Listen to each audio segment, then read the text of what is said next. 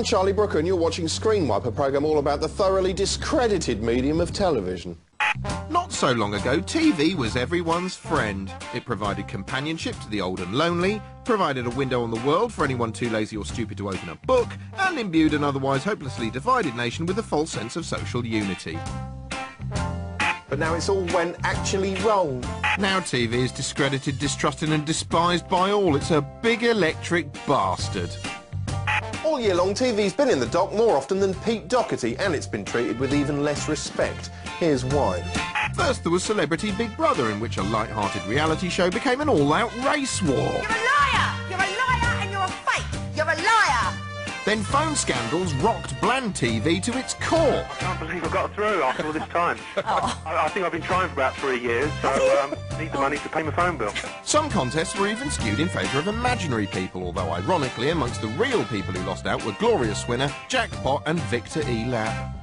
After roping a loose kid into impersonating a phone-in winner, Squeaky Clean Blue Peter was forced to beg for forgiveness from the nation's children. We'd like to say sorry to you, because when this mistake happened, we let you down.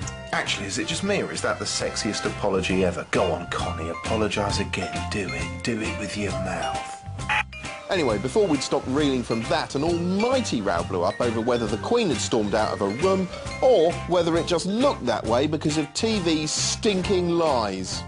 BBC One boss Peter Fincham was forced to explain himself in an unusual Newsnight grilling. I'll explain it again. It's a mistake that was made, for which, of course, as the controller of the channel, I take responsibility. And with that, he got up and he stormed out of the room.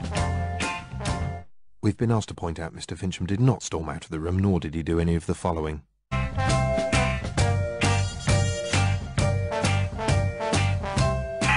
Throughout all this, the papers have reacted like they're Keanu Reeves in the Matrix, pulling the virtual dream pipe out the back of his noggin and seeing the world for the steaming shitbowl it really is for the very first time. Before long, Fleet Street was pissing its knickers over whether uncouth chef Gordon Ramsay really caught a fish or not. I feel like a fucking action man. Oh, yeah? Well, you look like a fucking liar. Of course, it's a bit rich, all this coming from Fleet Street. I mean, it's not like the papers ever bend the truth. It's not like the papers might pay some scumsack to stand outside a nightclub firing off 300 photos of whichever celebrity they've got it in for that week, just so they can select a shot of them in mid-blink where it looks like they're a bit drunk and run it alongside some quasi-fictional article peppered with quotes from imaginary sources, is it? Well, it's not like the papers frequently run stories bearing so little resemblance to reality they might as well be accompanied by Roger Hargreaves illustrations and a Lewis Carroll byline. Oh, no! It's not like the papers mislead everyone on a daily basis, is it? No! Heaven forfend! So, can we trust telly? Well, the problem is that there's various types of fibbery going on here. Some of them harmful, some just part of the language of television. But they all got caught up in the same hysterical whirlwind. Many TV shows have got in hot water of late for being make-believe, but for my money, the most scandalous is a BBC Two show in which everything's scripted, all the rooms are set, and they've used computers to make it look like a bunch of normal people have got superpowers. Heroes tells the story of everyday folk who suddenly discover they're not everyday at all. At the start of the series, a genetics professor who looks a bit like an Indian David Tennant discovers his murdered dad's oddball evolutionary theories were true and that there's a bunch of people scattered around the globe who harbour secret special powers. One of the central characters is Peter Petrelli, formerly a nurse caring for the terminally ill with a rib-tickling bedside manner. Now you look at me, living in a penthouse, Central Park West. Correction. It's dying in a penthouse in Central Park West. It's funny because it's true. Peter discovers he acts as a sort of ability sponge, soaking up the powers of whichever hero is nearby. One of these is his brother Nathan, an aspiring politician on behalf of the Gillette Party who can fly and blow smoke rings out of his anus. Most of the fun comes from watching the wide variety of heroes, each of whom conveniently has a different power. There's a man who can pass through objects, a man who wipes minds, and a man who can fart in a glass of water and keep it bubbling for an hour. Stop! Just stop! There's also a fat Keanu Reeves who can hear what people are thinking, especially if he strains his ears like a 90-year-old woman. Now, you might think he spends most of his time hearing people thinking, hey, he looks like a fat Keanu Reeves, but actually he uses the power to make expert love to his wife. It's like you're in my head. Christ, his dick must be massive if it's gone all the way up to her head. Look out, you'll have her eye out with that, from the inside. By far the most compelling character is Japanese office worker Hiro, a likeable walking stereotype who can stop time.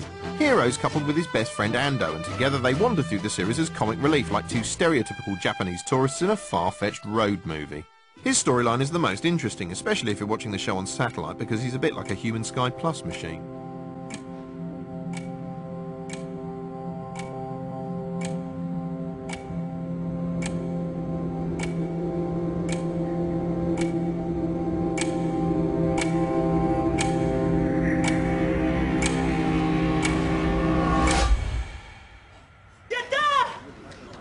Actually, that reminds me of something that happened the other day.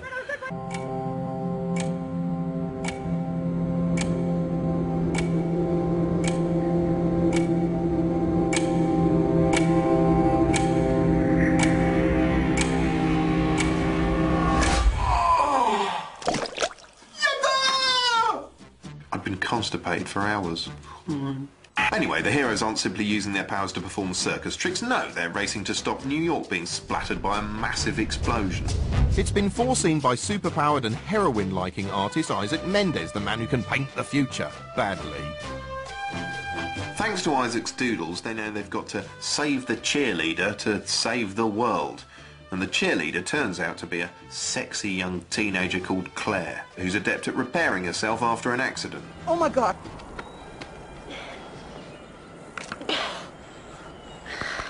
You know, that reminds me of something I saw the other day. If you hit me at 40 miles an hour, there's around an 80% chance I'll die.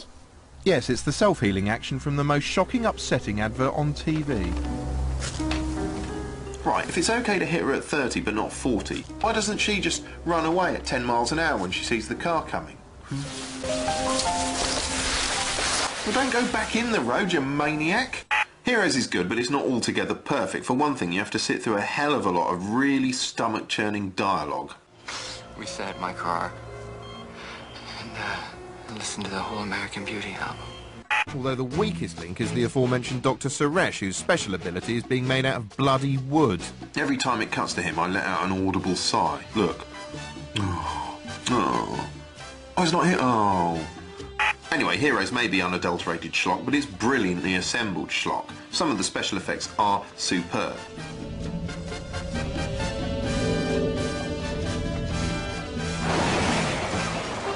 The only trouble is they're ripping through all the different powers so quickly. By the time they get to season 3, they're going to have to introduce a bloke whose special power is that he can make really nice paella. And who's going to watch that?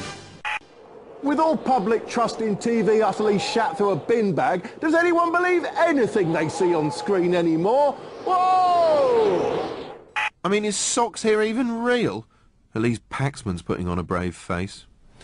Newsnight sadly doesn't have a cat or indeed a dog. If we did have a dog, though, what should it be called? If you've got nothing better to do than vote for the name of a non-existent animal, you can do so on our website. We pledge to abide by whatever name you choose. Everything on TV is a lie to some extent. The box starts lying to you the moment the presenter gets makeup plastered round their chops. Look at him reading the news through a cosmetic mask. George Alagaya, George Ballyliar, more like. The TV tells you countless petty lies every day, and here are just a few of them. Here we see some unequivocal bullshit in action. Morning, Paul. Good morning. How are you, all right? Morning. Joy and her daughter Helen. Hello, how Joy's are you? house, obviously. Yes. That's it. Pretend you've never met Joy, whose house you're standing in. Delicious. But wait a minute, is that steam rising from the food or from a damp tampon that's been microwaved? Yeah, this really isn't just food. It's food with a hot tampon hidden in it.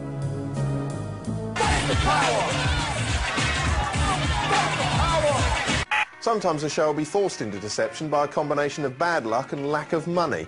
At least that was our excuse. Last year we did a US TV special which involved us flying to LA to shoot a load of fancy links, but when we got back we discovered a glitch on some of the tapes, which was a problem because we couldn't afford to go out there and do it again. So we shot a load of replacement links in an American-looking bar in central London. All right, you big American And also made it look like I was reviewing shows in an LA hotel room, although actually I was here in a hotel in Shepherd's Bush. These days, many shows are shot with a single camera, but frequently disguise the fact by filming things twice from 2 different angles. For instance, here's Bruce Parry waving bye-bye to some tribesfolk. Bye, Bruce, bye! God, it's good of them to have used two invisible cameramen to film this. Look, if he's in the boat and we're seeing this shot from the boat and this is shot from the shore, where's the bloke filming it in the boat? It's another lie! Some TV techniques aren't really lies, more little bendings of reality. Most viewers are familiar with these noddy shots where the reporter reacts to what the interviewee is saying, and most viewers know they're shot afterwards. But not everyone realises what they're for, which is making it easy to paper over any awkward gaps. Say you've got someone who takes forever to say something. Hello, could you start by telling us who you are and what you do? My name's Holly and I'm the production manager. So I look after things like budgets and schedules and booking post-production suites and booking crews, liaising with artist agents, that kind of thing, really. Well, with judicious use of noddies, you can smooth that all out. Hello, could you start by telling us who you are and what you do? My name's Holly and I'm the production manager. I look after budgets and schedules, that kind of thing, really. Noddies are a form of cutaway, and cutaways are everywhere. Big Brother, for instance, regularly chops sections out of the diary room chats by simply cutting away to footage outside. Okay, female, lady, woman, vagina, vagina person. Here in Channel 4's excellent The Enemies of Reason, there's a particularly weird cutaway where Richard Dawkins appears to suddenly get distracted by a squirrel. I've done one study at Hammersmith Hospital on stroke patients that was funded quite a few years ago. The liar, probably. Anyway, to make sure we keep this show on the straight and narrow, we've built Truthbot here, a state-of-the-art veracity droid with inbuilt verisimilitude detectors. Any attempt to mislead the viewer whatsoever, and he'll squawk his cybernetic little head off. So, Truthbot, tell me, have you detected any lies in the programme yet? Affirmative. Or like what? I am not a real computer, merely a perspex box with bits of circuit and lights in and a voiceover added later. All right, well, tell me this, yeah? If you're not a real computer, how come you know all of that? Does not compute, does not compute, does not compute, does not compute,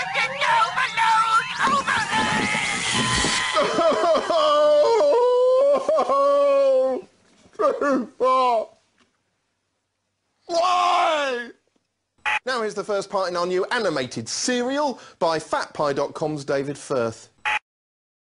Congratulations! You've just bought the year 2008. Just sign here, and here's your keyring, and here's your greatest hits album. Many thank you. May the month of happiness shine upon your people. Magic, cheers then. Basically, anything you do, make, say, or think within the year 2008 is officially the property of the establishment. I thought Will Smith already owned the whole millennium. Excuse me, Millennium. No, he just bought first year of it. I shan't stand for this. I shall leave the bloody year.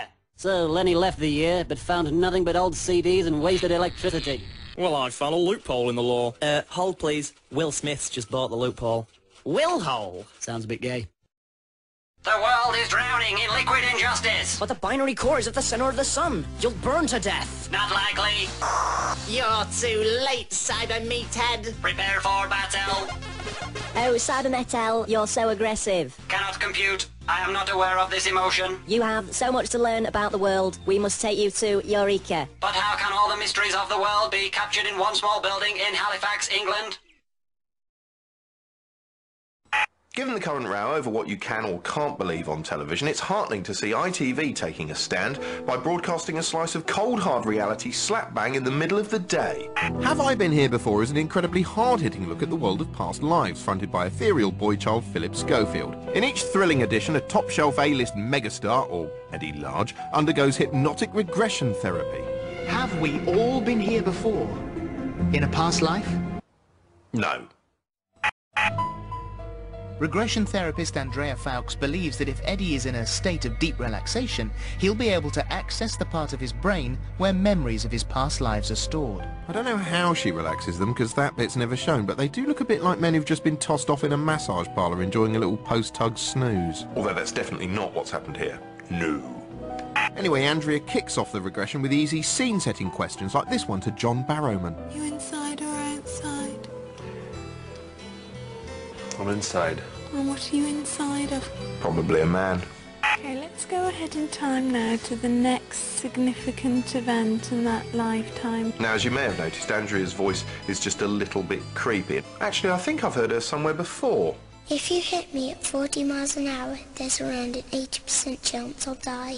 Typical kids today, just lying around. Oh, hang on, looks like the reincarnation process has started already.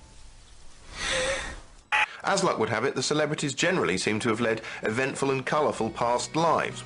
For instance, John Barrowman here was a clown in oldie-worldy Bucharest, a role he relives with startling clarity. My father and mother are they're trapeze artists, but I'm a clown. Yeah, but it wasn't all laughs for John. I'm supposed to make people laugh. Make them... I can't make them laugh! Not all the stars provide as much emotional lucidity as John. Take roly-poly funny man Eddie Large, whose stirring recollections of life as a Scottish warrior were recounted with all the illuminating detail of a smudge in a blur factory. You wearing any clothes? Yeah, all clothes. And do you have a name? I'm Jock. Wee Jockey Campbell. And who are you fighting? Probably the English. And what year is it? 18-something, might be 17-something, I don't know. We're gonna batter the English. And where are you hoping to batter them? I don't know. Who's the boss? I don't know. Incredibly, Eddie even continues remembering his past life after it's ended. Jock's dead. What happened to Jock? Got killed. Far more interesting than the supposed glimpse into the past the regression provides is the glimpse into the celebrities' unguarded psyches. For instance, in some deep mauve corner of Adele Silver's subconscious, she's not a soap diva, but a little orphan boy locked in an attic. What do you like? Whereas David Seaman sees himself as a gallant knight of the realm. Best of all, Who Wants to Be a Millionaire cough-cheeked Charles Ingram is actually a beautiful Roman woman. And what colour's your toga? Cream colour. Do I have a belt? Pretty belt. Oh, don't stop, Charles. Oh. What can I say? I don't feel in touch with my feminine side at all, so... Once the regression's over, on comes historian Jules Hudson, wearing 10,000 layers of clothing to investigate whether the stream of psychobabble horseshit has any historical merit whatsoever. Of course, the poor sod has so little to go on, his job is a bit like trying to build a cathedral out of peas. Eddie's regression certainly has given us a fascinating insight into a very colourful period. But whether or not his Jock Campbell really did take the high road through Scottish history, of course, I can't tell you for sure. But it does make you think. It may all seem like harmless fun, but shows like Have I Been Here Before have to walk a fine line. They hide behind a tissue-thin veneer of objectivity, occasionally pointing out that it could all be made up, while heavily promoting the notion that it isn't. Do you think you've been here before? Yeah, I do. Do you? Seeing that. Now here's TV legend Nicholas Parsons. As someone who's been in television since the earliest days, over 6 decades. My goodness, am I that old? Sale of the Century was probably commercially the most successful thing I ever did, and I'm, thrilled with its success. Welcome once again to the Sale of the Century. Would you like to earn a mink coat, Elizabeth? Would you like to earn a mink coat, Elizabeth? Come on, say, would you like to earn a mink coat? Saturday night was the big night, and everybody expected a big, variety-type comedy show. The shows that have been really successful, the people in front of them have added to that success and made it work. Like Noel Edmonds on his house party show. It wouldn't have been the same without Noel. Bruce Forsyth was a wonderful presenter. Bruce has got such a style that he can make even a rather bland show like Play Your Cards Right more entertaining. Bruce has got this amazing ability to engage with an audience. Television's about personalities, and you either enjoy people because you love them, you enjoy people because you love hating them. Simon Cowell has got an abrasive personality, and he knows how to put it over. I mean, the whole thing was, it was like you possessed or something. It was just weird. He's brilliant. He's a businessman, but he's got a flair for entertainment. You are potentially one of the most annoying contestants we've ever had. I mean, we had a great character called Gilbert Harding before the war. What's my line? And he was very rude and abrasive to the contestants. But Gilbert Harding was a great personality, and so people warmed to him. People warmed to Cole. Good luck to him. The man's bloody clever. Good luck, Simon. And that's what showbiz is about. It's personalities. Personalities that come out of the screen and make an impact. And those are the ones that go on being employed. Here's TV's popular Top Gear gang driving their way down Fake Street. Richard? What? Richard, have you got a fire extinguisher? No, why? How in the name of... God in heaven, man. Put it out. Use the oven glove. The cushion's on fire now. I've made it worse. That was hilarious. But was it real? Well, no, of course it wasn't. Health and safety would never give them permission to do that. It was a setup. But do you really care? After all, it's not like documentaries have ever provided 100% manifestations of some absolute truth. For instance, Nanook of the North, widely regarded as the first documentary, was a bunch of lies from beginning to end, with faked igloo scenes, a different wife cast as Nanook's squeeze, and Eskimos using spears instead of the rifles that were commonplace. And in Night Mail, one of the most famous docs in the history of British docitude, all the interior train scenes were shot in a studio.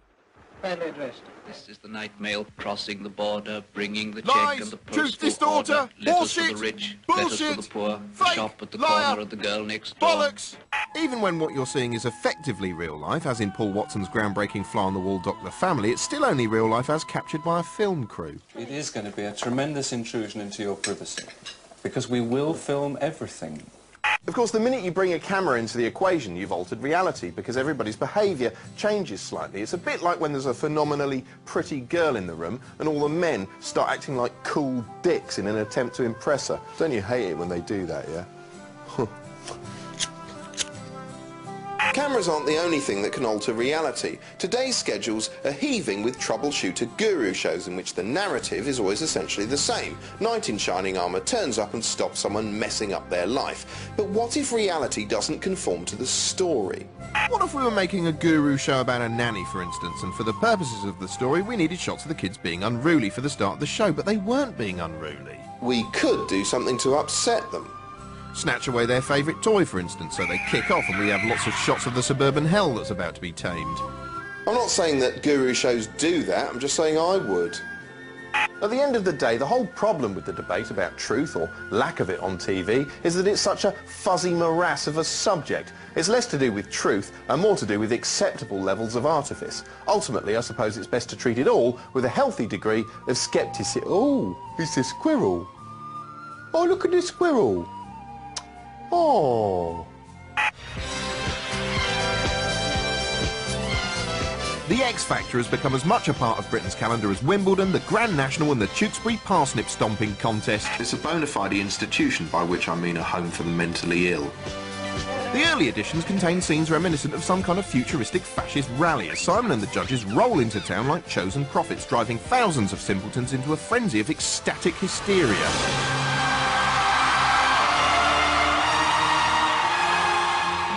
It's like Nuremberg for dummies.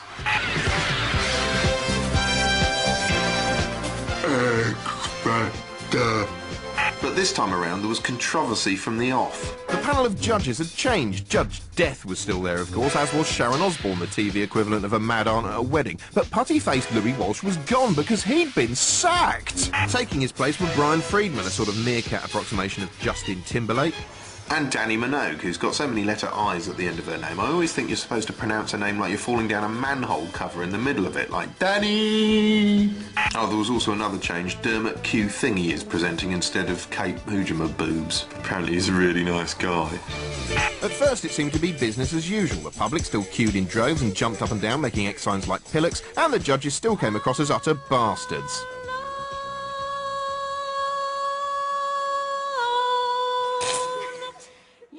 So far, so but apparently all was not right. And it lies in the makeup of the new judging panel. I just don't feel any chemistry. Simon had an uncomfortable feeling in his gut and took immediate action. I need to take a break. Or maybe he was just going for a shit, I can't really tell. In a completely spontaneous, unplanned decision, Simon and the producers decided to bring back Louis Walsh. You're going to bring back Louis Walsh? See? Incredibly, some cynics claimed his return might have been a manufactured stunt, but they don't even believe wrestling's real. After ITV admitted they'd shot pickups of some of the behind-the-scenes sequences, Simon defended the show, saying, "What you see is what happened. It's raw and we don't censor." Now, I never realised that X Factor was part of Lars von Trier's Dogma 95 movement, but there you go. Thing is, there was loads of raw, uncensored stuff I was now expecting to see, but didn't.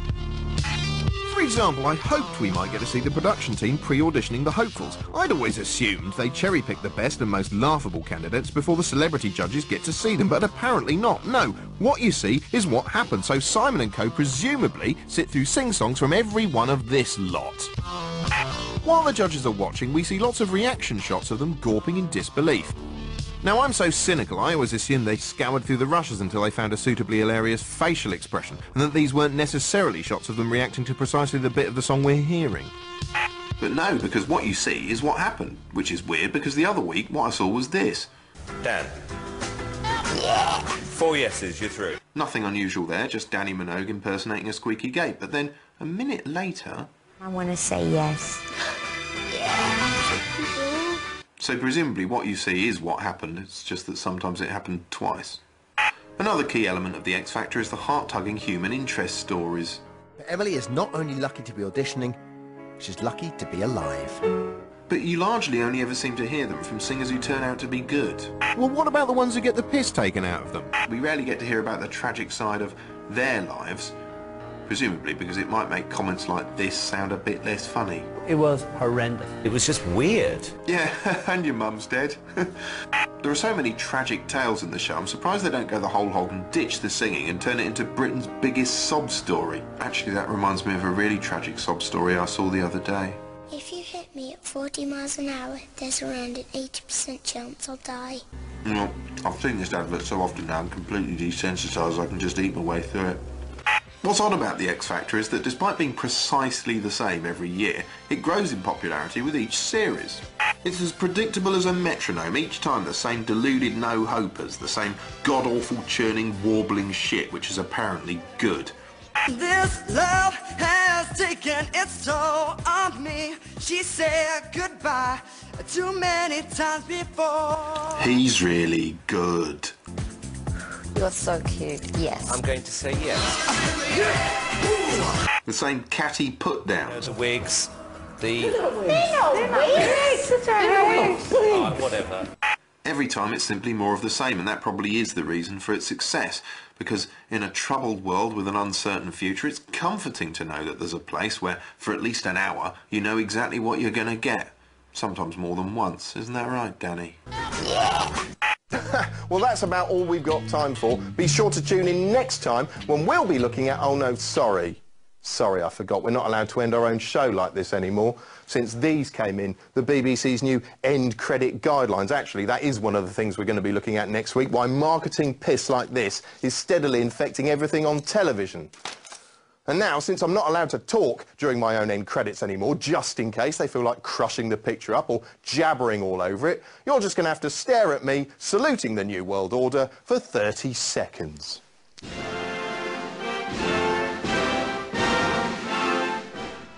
So here I go again, talking over the end credits. I'll keep it short. Charlie's back next Tuesday at 10. Next on BBC 4, well worth a watch, Iraq in Fragments.